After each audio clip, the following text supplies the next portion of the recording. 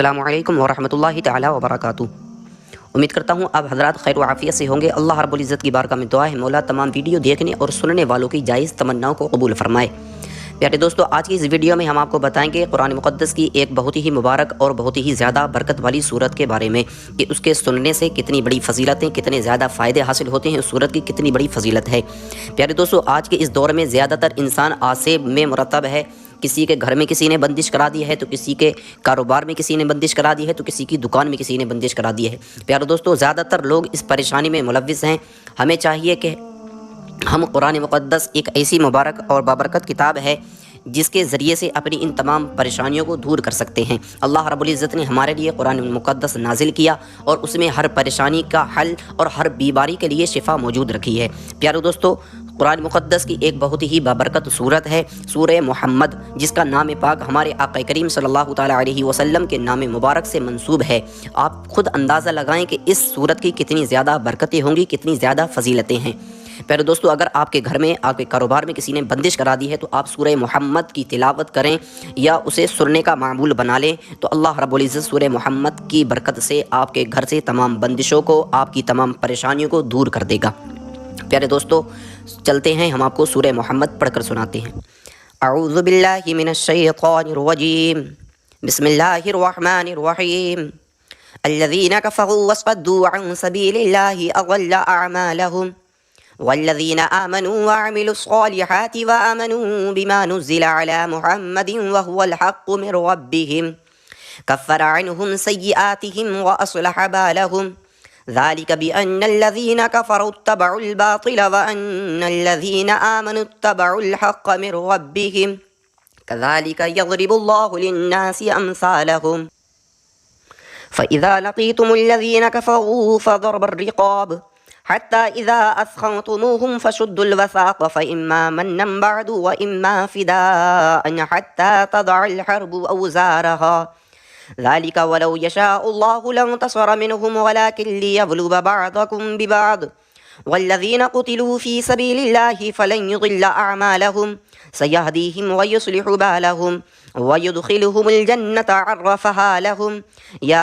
अय्युहल्लज़ीना आमनू इन तंसुरुल्लाह यंसुरकुम व युसब्बित अक़दामकुम वल्लज़ीना कफ़रू फ़तअसल लहुम व अज़ल्ल अअमालहुम ज़ालिका बिअन्नहुम करिहू मा अंज़लल्लाहु फ़अहबत अअमालहुम अफ़लम यसीगू फ़िल अर्दि फ़यंज़ुरू कैफ़ कान आक़िबतुल्लज़ीना मिन क़ब्लिहिम दम्मरल्लाहु अलैहिम वलिलकाफ़िरीन अम्सालुहा ज़ालिका बिअन्नल्लाह मौलल्लज़ीना आमनू व अन्नल काफ़िरीन ला मौला लहुम इन्नल्लाह युदखिलुल्लज़ीना आमनू व अमिलुस्सॉलिहाति जन्नातिन तजरी मिन तहतिहल अनहार वल्लज़ीना कफ़रू यतमत्तऊन व याकुलून कमा ताकुलुल अनआमु वन्नारु मस्वल लहुम वकअय्यिम मिन क़रियतिन हिय अशद्दु क़ुव्वतन मिन क़रियतिका अल्लती अख़रजतका अहलकनाहुम फ़ला नासिर लहुम अफ़मा कान अला बय्यिनतिन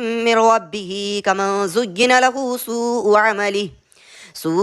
अमलिही वत्तबऊ अहवाअहुम मसलुल जन्नति अल्लती वुइदल मुत्तक़ून फ़ीहा अनहारुम मिन माइन ग़ैरि आसिन वअनहारुम मिन लबनिन लम यतग़य्यर तअमुहु वअनहारुम मिन ख़म्रिन लज़्ज़तिन लिश्शारिबीन वअनहारुम मिन असलिन मुस्क़फ़्फ़ा वलहुम फ़ीहा मिन कुल्लि थमराति वमग़फ़िरतुम मिन रब्बिहिम कमन हुवा ख़ालिदुन फ़िन्नारि वसुक़ू माअन हमीमन फ़क़त्तअ अमआअहुम वमिनहुम मन यस्तमिअु इलैक हत्ता इज़ा ख़रजू मिन इंदिक क़ालू लिल्लज़ीना ऊतुल इल्म माज़ा क़ाल आनिफ़ा उलाइका अल्लज़ीना तबअल्लाहु अला क़ुलूबिहिम वत्तबअू अहवाअहुम वल्लज़ीना हतदौ ज़ादहुम हुदन व आताहुम तक़वाहुम फ़हल यंज़ुरूना इल्ला अस्साअति अन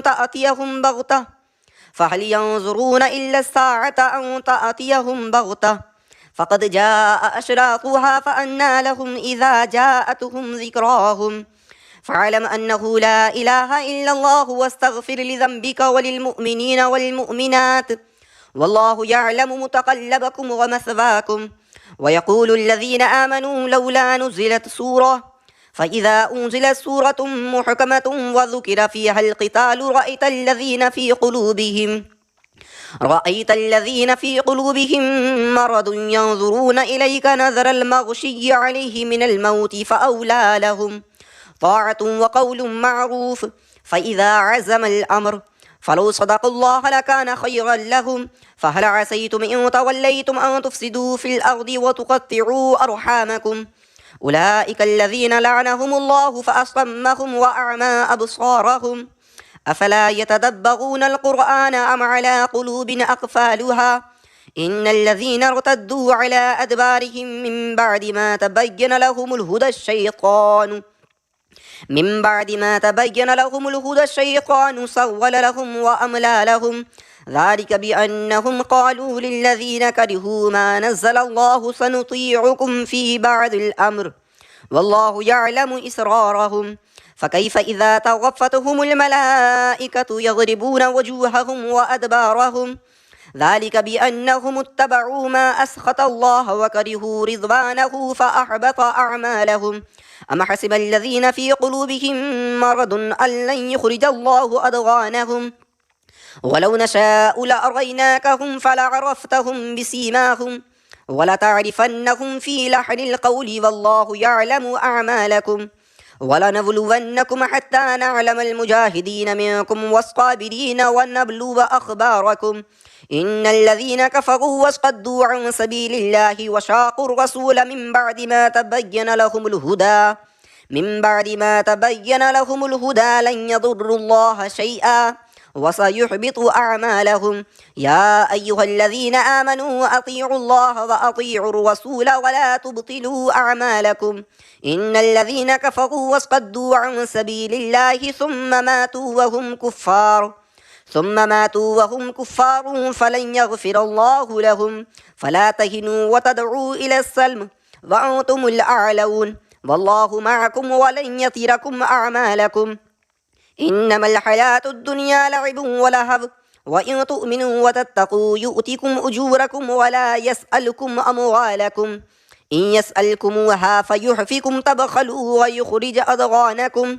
ها أنتم هؤلاء تدعون لتنفقوا في سبيل الله فمنكم من يبخل ومن يبخل فإنما يبخل عن نفسه والله الغني وأنتم الفقراء. وإن تتولوا يستبدل قوما غيركم ثم لا يكونوا أمثالكم.